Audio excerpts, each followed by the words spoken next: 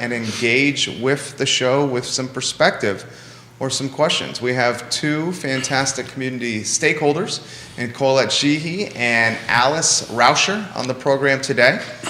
We will spend about an hour with both and Keith Smith today on a fantastic Friday before maybe some snow. Oh, hush, hush. Nothing to worry about. An inch and a half is in the forecast. You we can manage that. You would know that at the bread portion of the grocery store. Yeah, the panic shopping is in full swing. We will welcome folks in Richmond, Virginia to the program, Lynchburg, Crozet, downtown Charlottesville, folks in Belmont, folks on Grounds, McLean, Arlington. Welcome to the program. That's our fan club. Some folks in Connecticut. Yes. On the show over here. What part of Connecticut? New Haven. New Haven. My daughter lives in Norwalk. Uh-huh. I have a feeling that may be Alice's influence on today's program. We could only hope. We can only hope, Alice. All right, Judah Wickower, we can start the program when you are ready, sir.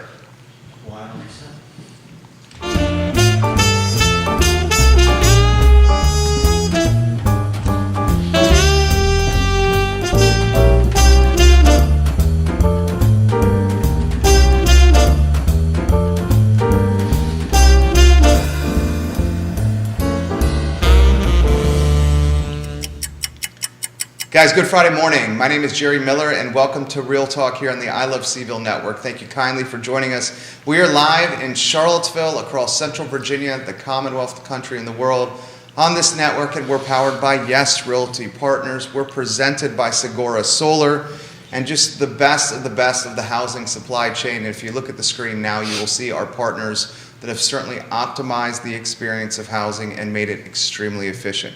Folks, today's your opportunity to like and share the show and engage with two community stakeholders.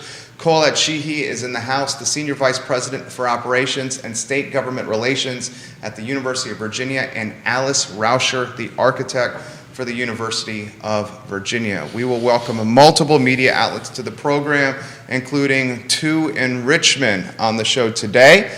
Judah Wickower, my friend, our director and North Star. If you could go to the foreshot and welcome our guests and Keith Smith to the show. Good morning, everyone. Good morning. Good morning. Nice to have you. Nice to be here. Great to have you. And as promised, the start of the program, introduce yourself to everybody that's watching. Colette, we'll start with you.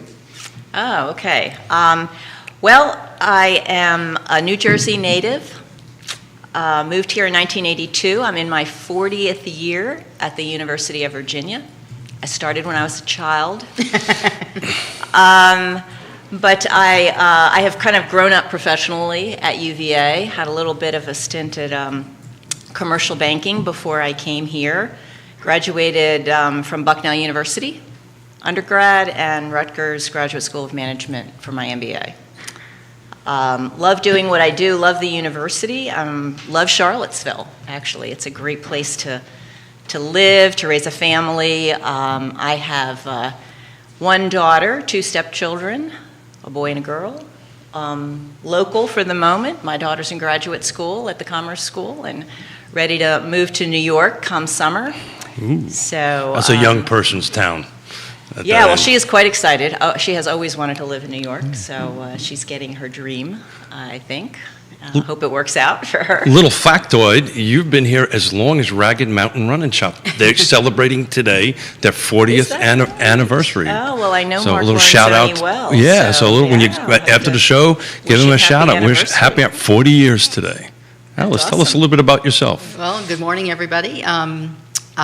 My family and I moved 7 years ago to Charlottesville. I have a daughter who is in her first year at JMU. Time flies and during this COVID time, but she's in her first year at JMU. My husband, among other talents, is a varsity field hockey coach for Monticello High School and just won the Central Virginia Coach of the Year. Yeah. Awesome! Yeah, we're very excited about that. Great news.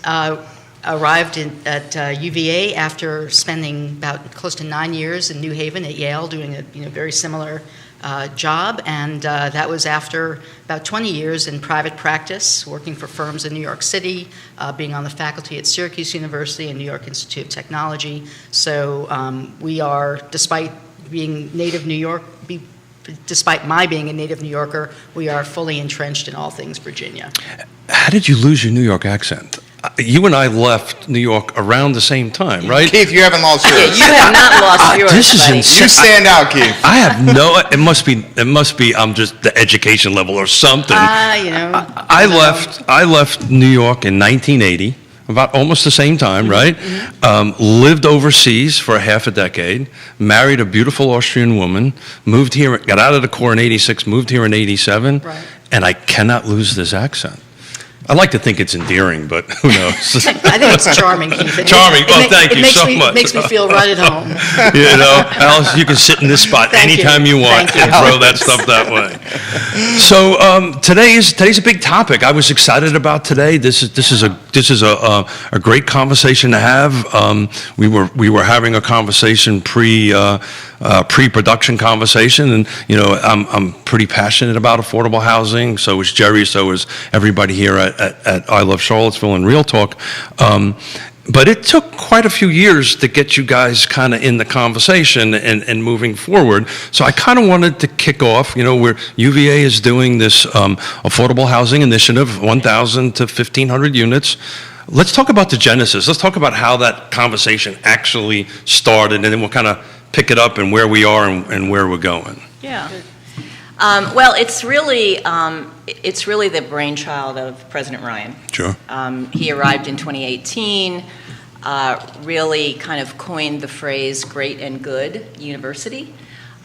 Strongly believes that in order to be a great university, you also have to be a good university, and that means working with the community to make the place in which we all live, you know, better. So we reached out to the community and basically, wanted to know from their perspective, what are the hot button issues for you? What are the things that the university might be able to help improve in the community? We got a lot of community input.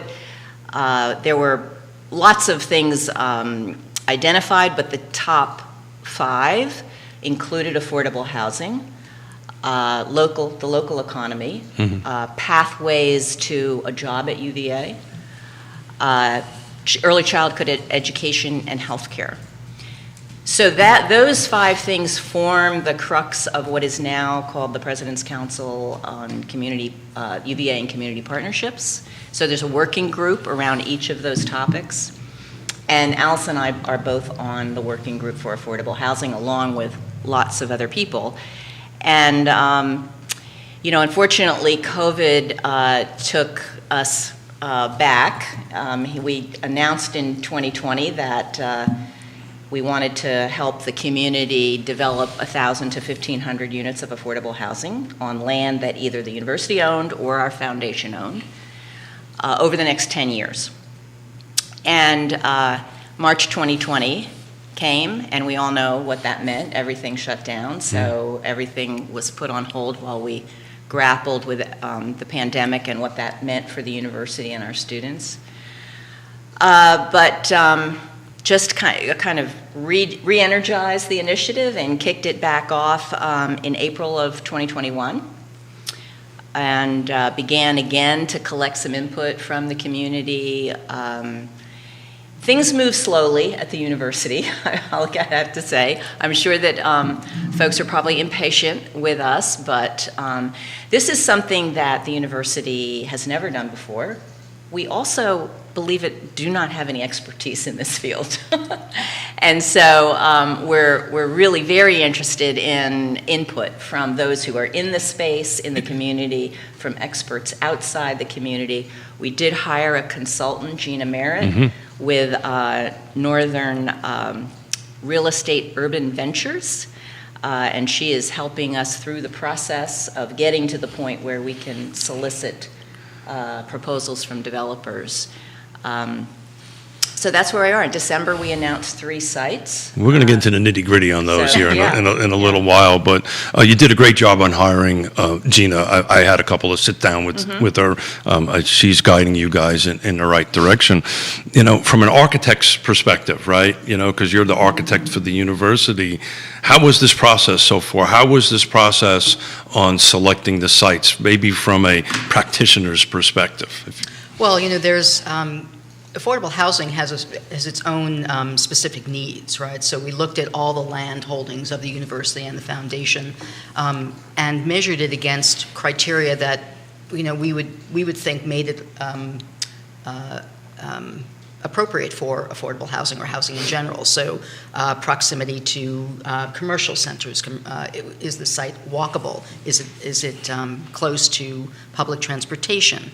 All these things. And so, you know, as you can imagine, you know, as Colette mentioned, you know, this is not, providing housing is not our prime business, so that the land we have acquired over the years has not been done through the lens of whether it would be good for affordable housing.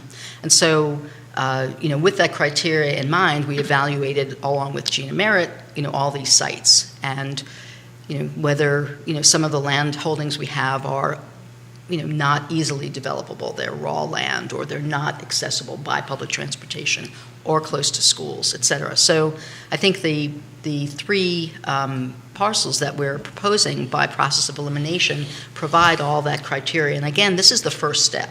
You know, we understand that this is going to happen over a decade. Right? We're probably not going to get to 1,000 to 1,500 units necessarily on these sites. However, this is now part of the process. And again, just to fill in something Colette mentioned, we heard loud and clear that process was as important as the product. And so, you know, we've taken it maybe slowly but carefully and mindfully, and really listened to the community. So let's talk about the 3 sites, right? You guys We selected. should identify them. I think that's what we need to Yeah, do, sure. because the great outline, great setup, guys, but Yeah. we kind of need to get into the meat and potatoes of it, of the 3 sites. So there's 3 sites. There's Norfolk. So for those who are not are listening or may not be from the area, that's on 29 North, right? The second is Wetland and 10th Avenue. This is on, 10th Street. basically it's on Main Street, right? Right across from, if you're familiar with Main Street, it's the Draftsman, I believe is the That's right, hotel there. That's, of course, that's a city-owned, excuse me, a UVA-owned property in the city. And then the other one is Piedmont, which for those who are not familiar with the area, that is on Fontaine, across from the Fontaine Firehouse, right next to the That's right. Fontaine Research Park, And adjacent to other city neighborhoods. other city neighborhoods. And we're going to get into this a little bit later. I actually took a dive into the 3 sites and the public comments thing of it, and it was very interesting, and I'd like to know why. The Piedmont had 12 pages of comments, Yes. right, from the public. Yes. And Norfolk and Wetland only had 3. Why is that? Why did that project have 3 times the amount of public engagement comments? Yeah, I guess, admittedly, I think we probably underestimated the reactions from that cohort of people. That Piedmont Housing is a faculty staff housing development. It's old. We've had it for a long time. It's meant to be transition housing for new faculty and staff. You can't live there for more than 4 years, but everyone is on an annual lease. So thinking that it's also not very densely developed, and Alice can talk more about that, which is A lot of green space. which is what made it attractive for affordable housing, something that we could, you know, develop Sure. more densely and have more units. But the individuals who live there, you know, many appear to be international faculty who come here. They have their young families, they have children in school, and I think they came thinking living there they could be there for 4 years. And now the announcement kind of caught them a little off guard, I think. We have since communicated that, you know, we're not going to kick you out in May of this year. This is a long-term process. So, I mean, we said you can definitely stay until May of '23, and perhaps beyond that, depending on where the process takes us and the timing of all of that. So let's talk about that, right? Let's get into the nitty gritty. So the folks that who may be living there and listening Yeah, to this yeah. show or watching this show, this process from announcing the sites, right? The next steps we'll talk about a little bit later. There's going to be an RFP, that's a request for proposal or request for quote, whatever we're calling it, that's going to go out. And then I believe that's a city parcel.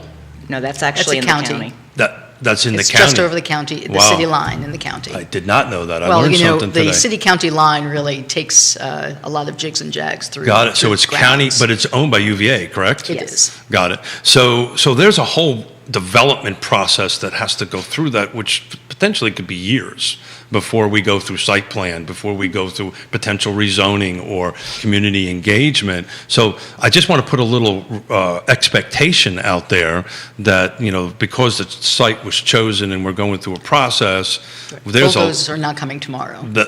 May folks are not getting kicked. I don't think No, so. no. Getting kicked out Right, on no, that no. on that end of it. So what is the next step, guys? What is the next step?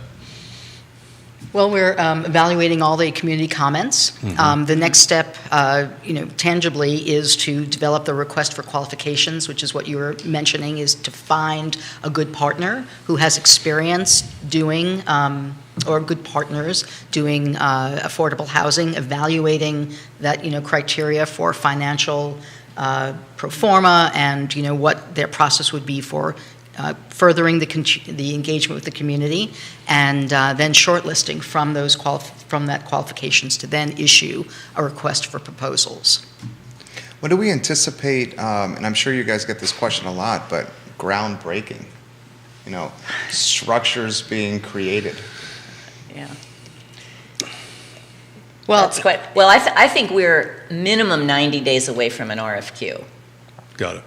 You know, So then- we're going to call Q as qualifications. Qualifications, Qualifications, right? Not quote, but qualifications, qualifications. right. And I'll kind of jump in a little bit from the developer part of it. That's great. You're going to send your RFQ out. Then you're going to have a bunch of time added to Yes. that, and then you're going to have to go through the community engagement process, and then go through, just to go through the site. I can speak to this as a treasurer, as a chairman of a land trust. Yeah. Just to build 4 houses took me a year and a half to get through the site plan process. Right. So there's going to be a long time before the groundbreaking gets into it. But I think what the important thing we need to start talking about is this survey, right?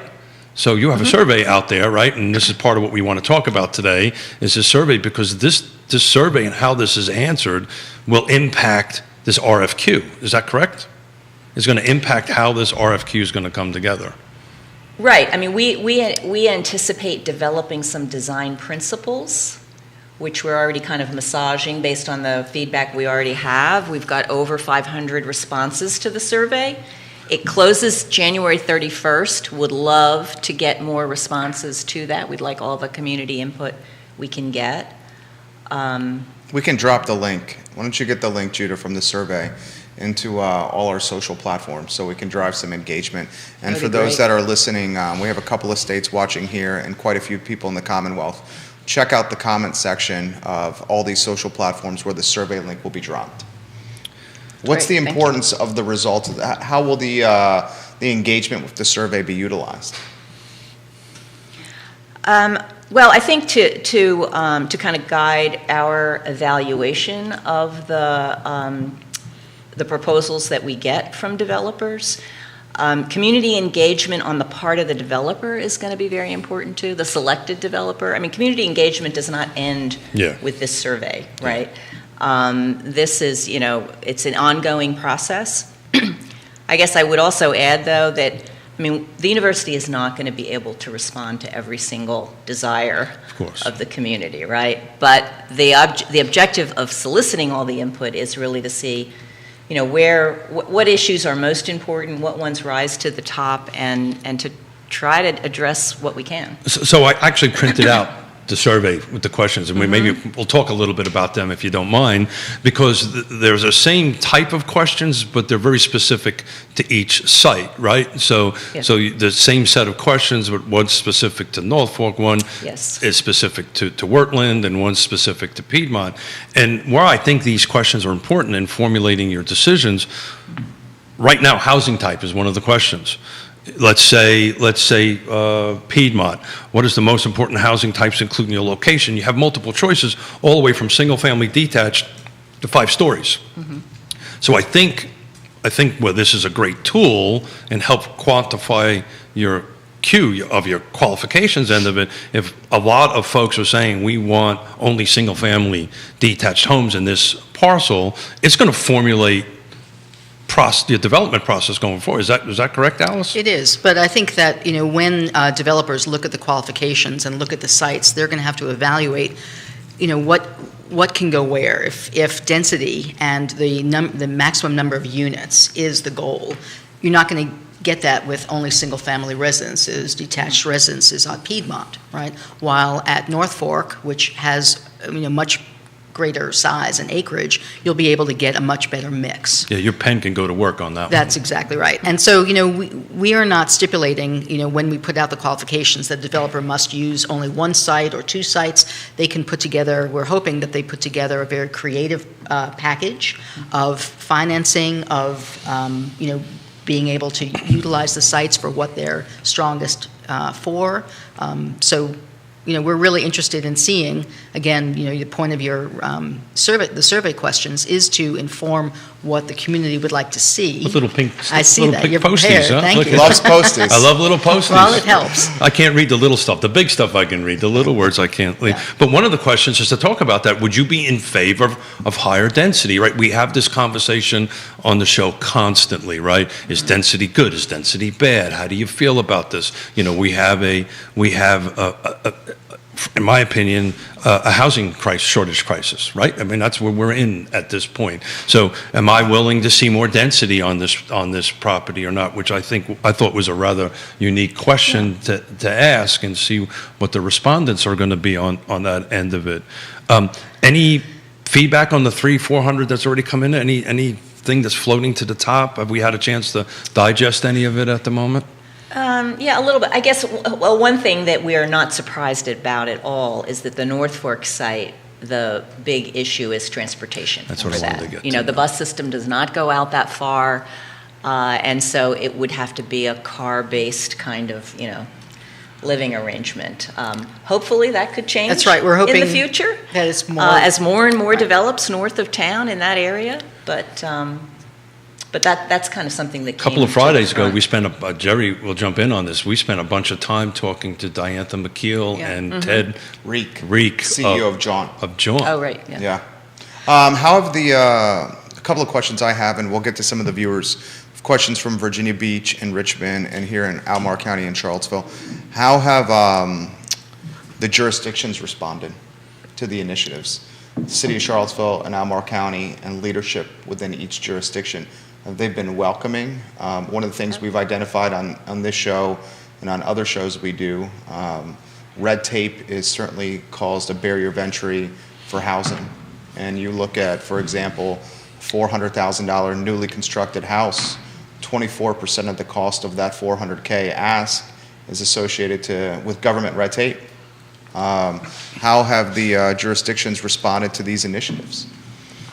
Well, I think very positively because, we are trying to help solve an overall, local issue in availability of affordable housing. So I would say we haven't gotten into all the nitty-gritty that we will need to discuss with them about entitlements and, zoning and all that kind of thing. So that's to But come. will it go through that process, Well, Alice? so that's- So, we're still this is a discussing question that I've Right, asked we're all still the time, discussing and I it. can't get an answer to. Maybe Alice can. Well, No, we let me didn't. just say that we have been trying to communicate and be as transparent as possible.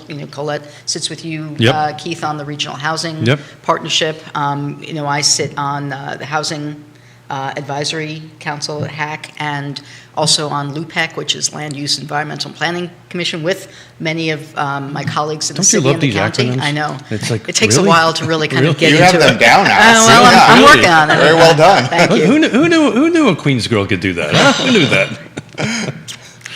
Got Can me you off- just give him a I got slap? you. You know, Give him a slap. I got he's you. got- I he's got got me you. off track now. He always If you does. want. It's She's going to totally forget what she okay. was going to say. It's true. That's the age thing. And I looked at you, Keith, specifically for that. But on the age comment, give me a high five. Alice. Anyway. funny. I've been waiting for the New Yorker to come out on that end of it. So we have been trying to share the information with our colleagues in the city and the county. We haven't engaged them formally yet because we, don't know how this is going to go. Clearly, there are entitlements that, developing on state land may be easier Sure. than developing on private land or ground leasing. So we still have to discuss all that. So of the three internally. parcels, I believe, So Piedmont is solely state property. so as you owned by UVA, Portland and technically. 10th is shared between the foundation and the university, not know and that. North Fork is the foundation. But they're already in the process of rezoning The those North Fork parcels. is North in the Fork- system already, yeah. Exactly right. So the vision on that is to carve off a portion of that parcel for this project? Well, is that there the are thinking? 562 acres out Yeah, there. So correct. I think the first parcel we're talking about out there is about 40 acres. Got it. But there are 3 parcels that they're in the process of rezoning. And this is a question that I've been mulling around in my head here because UVA's contribution to this is the land, right?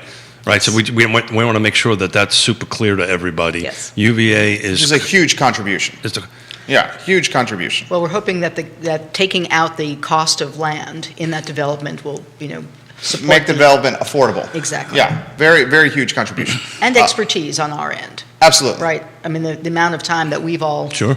committed to this, is part of this. but how are we all as going to do that, right? So is the vision for all of this to be rental units?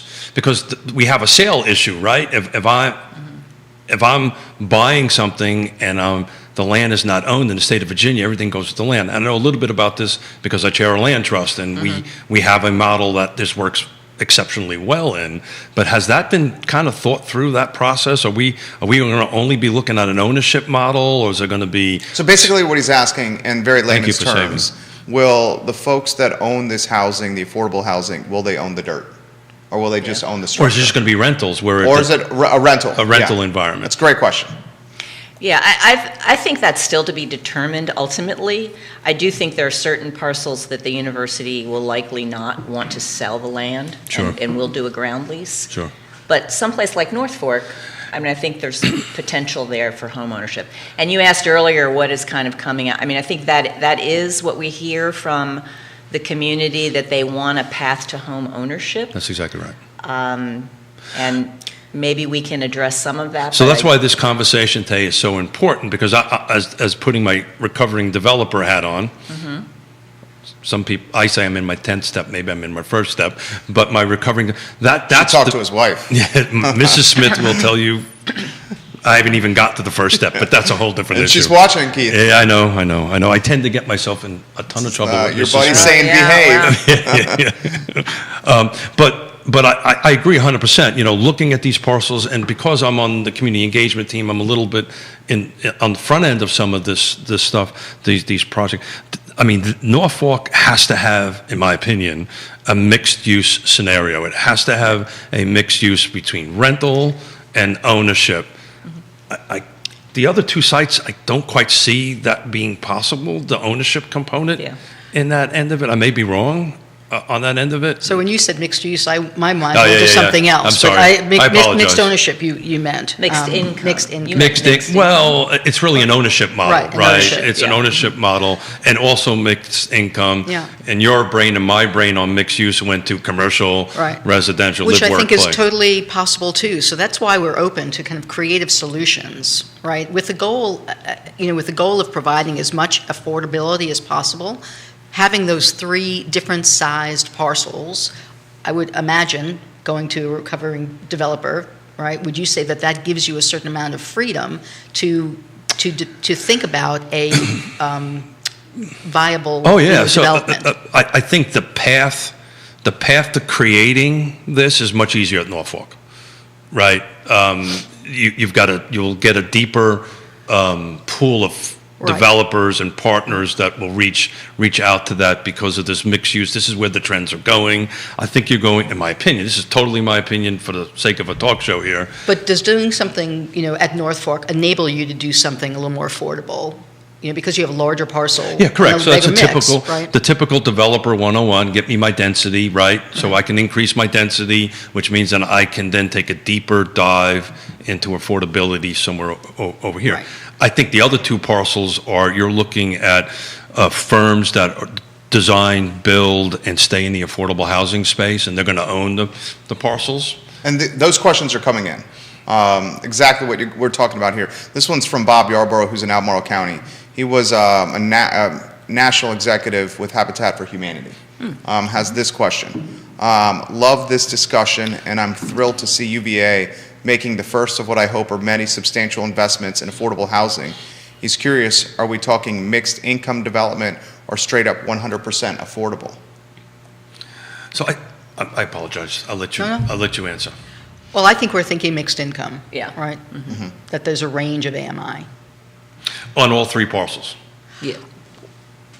I think so, but again, we're not the experts here. Well, We're hoping to engage those in those discussions with the developers. So when we say, when we say in an affordable housing initiative, it's, maybe I'm misquoting it, it's really a housing initiative, right? It's not just going to be, I think that's where the question is, it's just not going to be serving the 80% AMI and below. This is going to be a little bit more mixed as far as income is concerned. Yeah, Is that the I thinking? think that would be correct, Keith, because I think ultimately our partners are going to have to develop more than 1,000 to 1,500 units That's of exactly right. housing in order to get 1,500 affordable. Or we go to Alice's thinking and my thinking when I misused the word mixed use, right? Where you bring in the commercial component that can offset some of the affordable housing, right? So you look at it. Is that part of the plan? Well, I think that that's part of the community engagement. If we hear that it'd be very helpful to have a grocery store on the corner of something, or a clinic, or that's very helpful for us to then go out and write up these design guidelines and then enable the developers to be thinking in broader terms. So full circle back to the survey, full circle back to how my thinking of how this impacts the Q part of the qualification, the RFQ part of it. The fifth question is which services are most needed in your neighborhood, and you get to pick three, and it ranges from healthcare to food services, banking, and I believe there's also a provision in here where you can add your own thoughts or something along those. Childcare. But I believe if you want something that's not in those boxes, Right, yeah. you can say whatever it might be. So that's why this survey is so important. And look at this, Johnny Ornalis, friend of the network, loyal listener. I just did my part and completed the survey. Thank you for John. sharing the Excellent. link. Thank you. Thank So please engage with the survey that has been shared. J-Dubs, if you can continue, Judah Wickhauer, if you can continue sharing that survey, that would mean a lot. This question is coming in from outside Philadelphia. The That's a big developers. reach. Yeah. It's a long reach, Jerry. Yeah. The developer, Usually I'm is it an overseas. affordable housing developer that is going to be focused upon, or developers in the sense of general terms? Well, I think we're going to look to developers who've had experience doing Affordable housing. But as a public housing with institution, affordability. yeah, but as a Right. public institution, this is an open solicitation. The RFQ is an open solicitation, so. Are we gonna weight locals over out of, give them Good weight follow-up them a question. weight them a little bit more on that? It's just Yeah. nobody's watching. It's just four of us BS and having a good Well, time. I think that, another one of the president's initiatives is to help, Local. Yeah. and employment. So I think that I don't know about weighting Yeah, the sure, issue, but I sure. certainly think that that's one of the criteria we'll Well, think about. the reason I asked that question is, in my spheres, these are questions I'm being asked, right? Or will local nonprofits, for-profits, folks that are in this space have a better opportunity than somebody coming out from whatever they may come? Would we love a local, team Got it. to be the best team that responds? Absolutely. I get the value proposition of institutional memory and understanding how the local market The works. community, The yeah. community, Well, and what resonates with the community. On top of Yeah. that, the relationships are already Yeah, established, sure. right? That's the institutional memory. Yeah, absolutely. And they're established with the potential rezoning, which is an important, assuming we may have to do rezonings in some of these parcels, which my suspicion is we will. They know how to do it already. They know how to do it. Yeah. They know how to connect with the Right. local folks and bring it. So I would hope that when I use the word wait, that we some sort of preference on top of it. This is, so, Mr. Yarborough, Bob, thank you for contributing to the program. He concurs and agrees with Alice's comment. Mixed income helps with a variety of issues, including NIMBYism challenges and possibly stigmatizing homeowners. Thank you for asking the question, and thank you for answering the question, he says. This is an interesting question, and I'm going to rephrase it. I believe, are you in Richmond now, Andre? Are you in Charlottesville? And the best to your family. And me paraphrasing a longer question. What is the benefit to the university for these initiatives? Clearly goodwill, social equity, showing that the university is involved in focusing and growing the community positively or benefits. Have other benefits also been discussed? Well, I just think generally the university being a good community partner. We live in this community. Our faculty and staff live in this community. This housing is not designed, will not be designed specifically or reserved for university employees, but we have some of the same issues that other businesses do, in that we have nurses and other, our police force, my facilities management folks. I oversee facilities at the university and the trades and whatnot, who can't afford to live in Charlottesville and drive fairly long distances to get to the university every day to work. That's not exclusive to, quote unquote, the workforce part of it. I have doctors and I have, upper income folks that we have to go out to find them something that they can afford, right? So this affording comment is not specific to a certain job description. It's the same thing. And to add a little bit more to that and play off of Jerry's comment on that, it is goodwill and all that stuff, but it's also good business, right? You are trying to retain and recruit talent in a marketplace, which is pretty hard to do. Yes. And getting more difficult. Yeah. And your new employees are quite surprised at the housing prices in Charlottesville when they come here. I mean, to put it in perspective, and Alice, jump in here. My better half, and way better half, she knows this, from finance in New York City at Blackstone.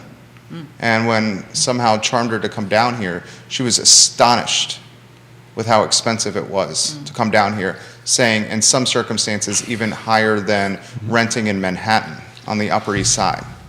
Because the idea or the stigma is South, affordable, but this market is an anomaly in a lot of ways. And we benefit from that because we're insulated from macro trends from an economy standpoint, but it's a very expensive market.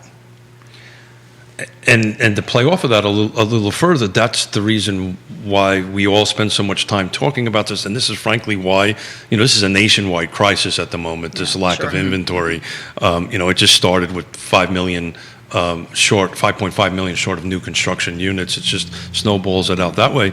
But, even in the time of great unpleasantness, right, the last recession, we were pretty insulated from that here. It impacted quite a few folks, me personally, but quite a few folks on that end of it. But we people come here. I'm going to the opera tomorrow. People love all this stuff, and then they're coming and driving this stuff up.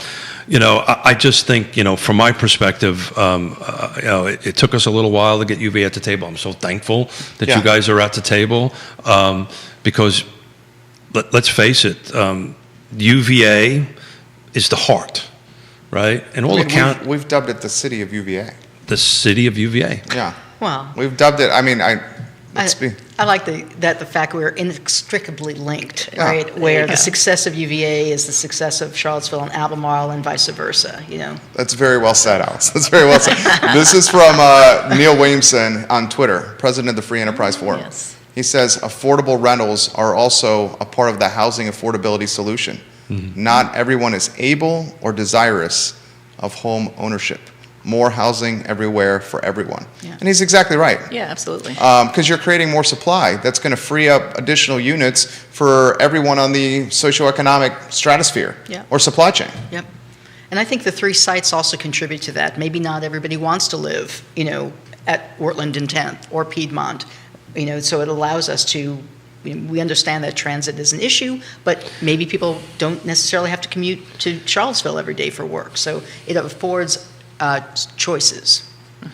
So you may not be able to answer this question, Colette, but from an employee workforce perspective, how many of your employees are now full-time remote working, or we're doing hybrid? So is that changing the dynamic at all? Yeah, it certainly has. I think since we're still in a rather rocky public health Sure. consideration as regards to the pandemic, I think a large portion of our workforce is still remote.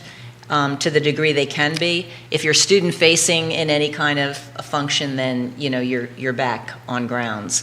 The faculty certainly are back in the classroom, but many of our back office administrative functions, finance, HR, others are still working remote. Yeah. So is that going to change? Is it going to stay? What do you I think? I think it's changed for good in that. And one of our initiatives, we have a future of work group that is looking at how to be more flexible. The university had very few remote workers before the pandemic. Oh, yeah. And I mean, if we're going to be able to attract and retain employees, we're going to have to be more flexible about the work arrangements we have. So Alice, do you know if the Norfolk has fiber out that far, high-speed internet, broadband? I'm not sure if it does. Oh, I think they do. I mean, Yeah. we They have the must whole with the town center. Got it. Yeah. Yeah, with the research Sure. parks So we'll and the have businesses high-speed that are out there. Oh, yeah. internet. And that's not even, really remote, right? Correct, but Albemarle County. That's urban ring. But Yes. Albemarle Yeah. County as a Yeah. whole has been struggling trying to keep up with some of the other counties in our jurisdiction, Nelson in particular, to kind of get high-speed internet all around. I just couldn't remember if it's there. I know, like in Earlysville, which is not too far from that, high-speed internet is a bit of a challenge out that way. So we'll be able to remote work, right? You could work in Norfolk too, right? I mean, you could be living there and working there. Is there an opportunity to create academic epicenters around these 3 sites where we're creating density of human capital and then scaling or utilizing that human capital density for micro academic villages within the sites? Is that being discussed? Well, there's already academic components at each 3 sites. When you think about Piedmont, it's right in the midst, of grounds yeah. between Fontaine, where, there's research and clinics, et cetera, and West Grounds, which is all sports oriented. Wetland and 10th is right at the, one of the entries, the edges between the university Gateway. and the city. So there's already that hub. And Norfolk has academic components to it as well. So That's right. part of what you're saying is already there. I don't know that Exists. we're thinking about investing in academic hubs, away from grounds, but I think that was certainly part and parcel of the decision to look at those three sites in particular. And Norfolk, in addition, has the whole defense industry connection. Right. With the campus that's across the 29 from there. And that's why I keep on gravitating to Norfolk as far as a development perspective. That's fantastic. That's, if I was in the pool to put an RFQ on it, from my background and experience, that's the one I'd be most interested in trying to work on. I think you're going to look at the 2 other ones with more infill city kind of developers. And I'm assuming everybody is thinking there's going to be multiple partners, one partner from one site, one partner for another, or are we trying to tie this all together into one partner, or have we thought that far through on it? We're not presupposing anything. Got it. This one from LinkedIn, what are the challenges we're seeing to actualize these initiatives that seem extremely positive? That's a good question from Susan. Well, Colette, you mentioned we're not going to please everybody. That's the hard Well, part, yeah. right? I think that there's questions. Yeah, I think the university has made it clear from the beginning that land is our contribution.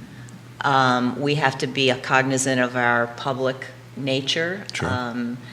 And this is, not our core business, obviously.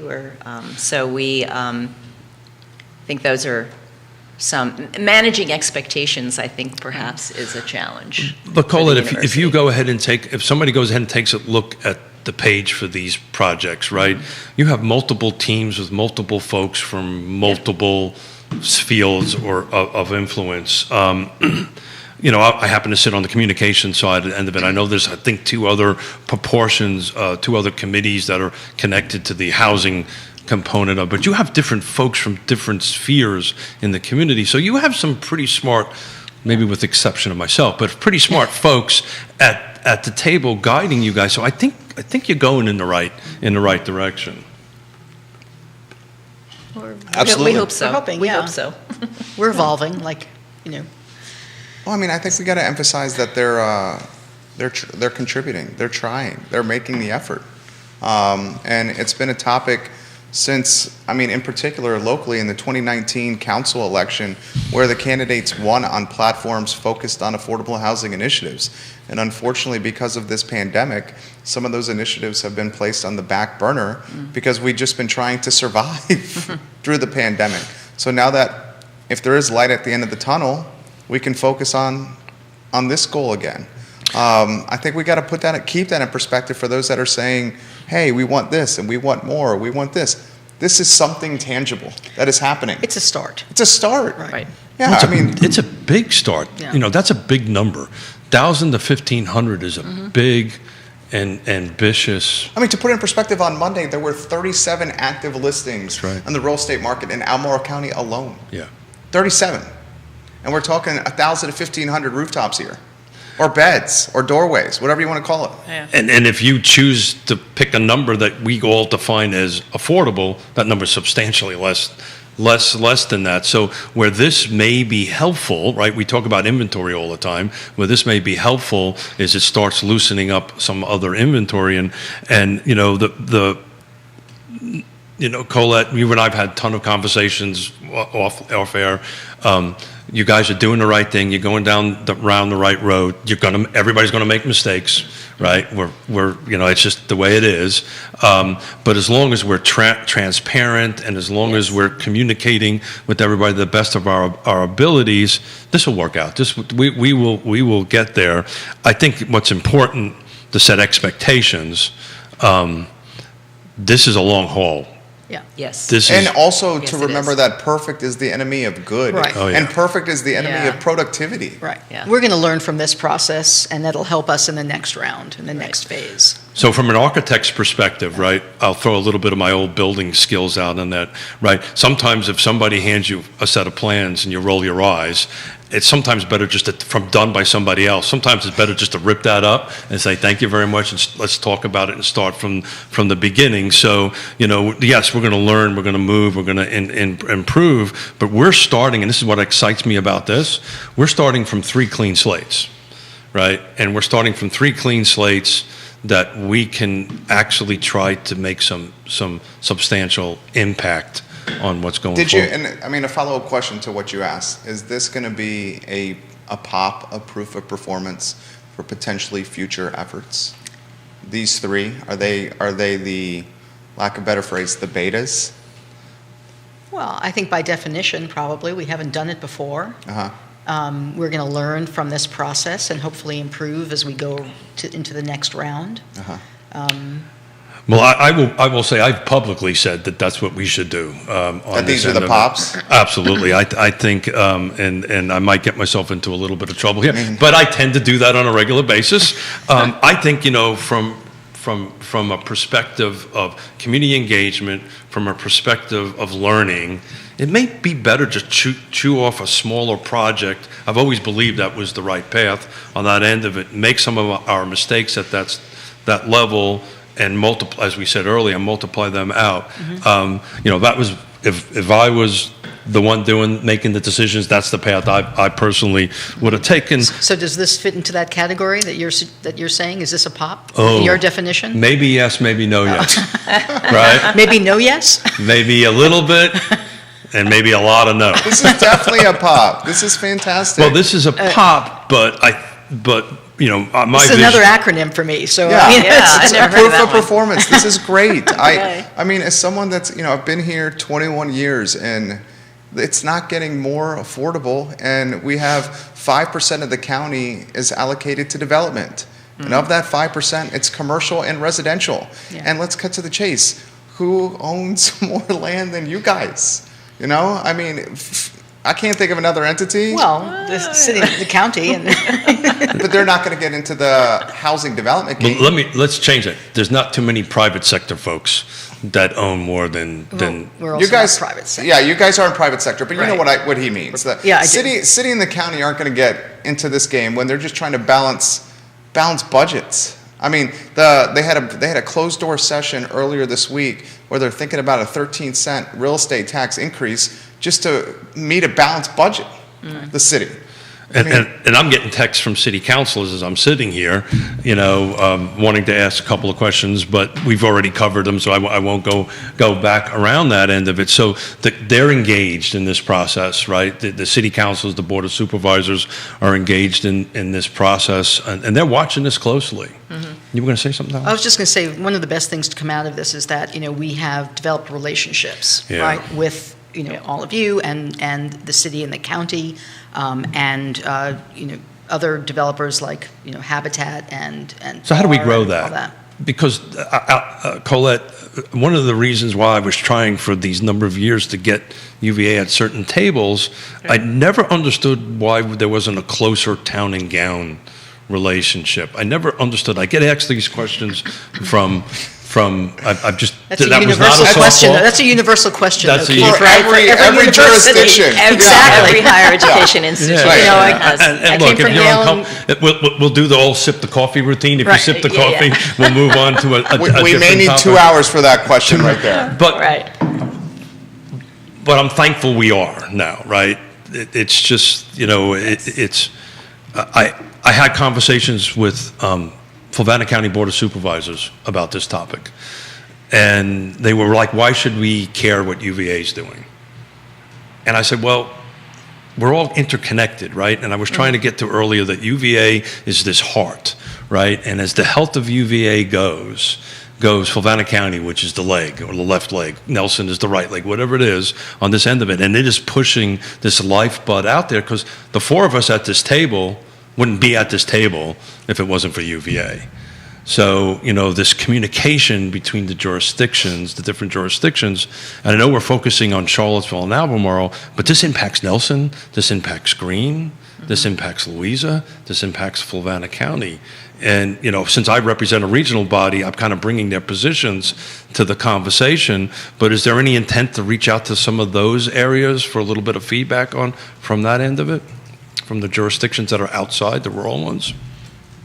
Because that's where your employees are going. Well, yeah, I mean, that's where many of our employees live, in all of those jurisdictions, not the least of which is even over the mountain in Waynesboro, too. But I can't say that there are any immediate, Okay. you know, plans to do that. Keith, no. Alice, anything you want to jump in on this? No. No. Why don't we- No New York bagel conversation, but, you know, did we open that conversation up? Have you found a decent pizza around here? Well, of course. I mean, and I have to say, Bodo's is, you know, ranks pretty high, even from a Queens girl who, you know, there was a bagel place on every corner. It's funny. Joe Gentile with Pearl Certification, one of our sponsors, he's a Long Island boy, New York boy. He's coming in on the 8th of February. We're going to talk some stuff. And I opened up that subject. I said, every time I go to go back to visit my family up there, I bring Bodo's bagels because they asked for them. And he thought that was like sacrilege. I know, but, you know, it yeah. They're really... pretty darn good. They are. Yeah. I It don't really know. breaks my theory that it's all about the New York water, you know, that makes the New York bagel. So I don't The difference is the way they kettle boil it. Yeah. That's what it is. Possible. So you want to get a pizza around here. Where do you get a pizza at? that's a good question. Mellow Mushroom's pretty high. Christian's on the Mall's pretty Okay. high. Crozet. And Lampo. Rosé pizza. I was that good. Crow's Land Dr. Lampo. Hose. Lampo. Yeah, there you go. Well done. We got some ladies. good pizza places here. There What are. about what about And that's coming from New Haven too, right? I see that. what about a cocktail? Where do you guys go for a cocktail? What's your go-to cocktail place? And what is your go-to cocktail? My husband's old fashioned. Really? There you go. Oh, talk about that. How does he make that? Any secret recipe? Strong. Strong. Well, you just came back from a. But we just came back from doing the Bourbon Trail after Christmas, which was quite the experience. Would highly recommend it. Kentucky. It's great. Yes, we stayed in Louisville and went up to about 7 different distilleries. And Which was your favorite? I would have to say Woodford and Maker's Mark. Good And you taste. got to do the whole thing. Yeah, I dipped my own bottle We have at some over there. Maker's and everything. Yeah. How about this? Why don't we close with just some final words for the community? I think, and emphasizing this again, you guys are doing something positive here. It's tangible. It's actual. Yeah. It's maybe a message on that, and we'll close the show. Well, I guess I would just say, be patient, give us some grace. I mean, we are trying to do something that we have not a lot of experience, no experience in. We're trying to do the best we can, and we can certainly use all the input from those who know this line of work better than we do. And we're really sincere about this, and want to see this happen, and want to make the community a better place for it. So the important takeaway: we're only providing land. We're providing guidance, right? And Be patient. Be patient. Yeah. Let's work together. Engage with the survey. Yes, please. The survey is super important because it took me literally 5 minutes to do it this morning, right? It's not that, it doesn't take a lot of time to do it, but it's very impactful in the information. So, if you want to have some say in this process going forward, please do the survey, please fill it out. You only got a couple more days to do it. Right. This is, I'm sorry, you said how many people chimed in as of this morning? Over 500. Over 500, which is Yeah. good. That's awesome. Yep. 2 or 3 days ago, it was only That's great, it was yeah. only a couple of hundred. So Yeah, that's correct. a great Yes, correct. that's a great sign. But this 500,000, whatever the number is going to help inform what's going to happen for a substantial period of time. So please chime in. Yeah, we're very sensitive to a lot of survey fatigue, but this really is important. And, I second everything Colette stated, also to say that this is not the last, of the community engagement Yeah, we're that's going to have. important. That, That's important. we're hoping to be engaged with the community through every step of the way. When the developers come on board, we'll have, we'd like to have volunteers and real turnout to help design this. Alice, is this your first podcast? It is. Really? You did a fantastic Oh, job. wow. Thank you too, you. Colette. Thank yeah, you. Seriously. Really? You did great. Thank you for joining I thought you guys. Colette's a pro. Is this your second time on a podcast? Second podcast, Yeah. yes. Second time. Well, you guys did a great job. Thank you. Thank you very Yeah, much. Colette and Alice, It was excellent work. Enjoyable. Appreciate it. And I'm going to see you in Yeah. 45 minutes, right? Yes, you are. Colette and I are going to be. How many hours were on that thing? I think it's like 3 hours. Like 4 No, hours or is it 4 something. hours? On a Friday? Yeah. Do you know the chairman of that organization?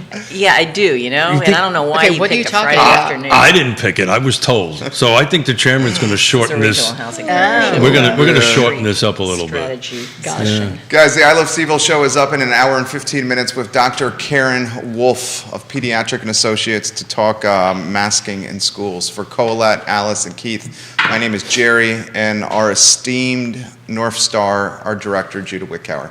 Thank you for joining us on Real Talk. Have a good morning. Take care. Thank you, ladies. Thank you. Thank you. He's going to tell us We're in a off. second when we're clear.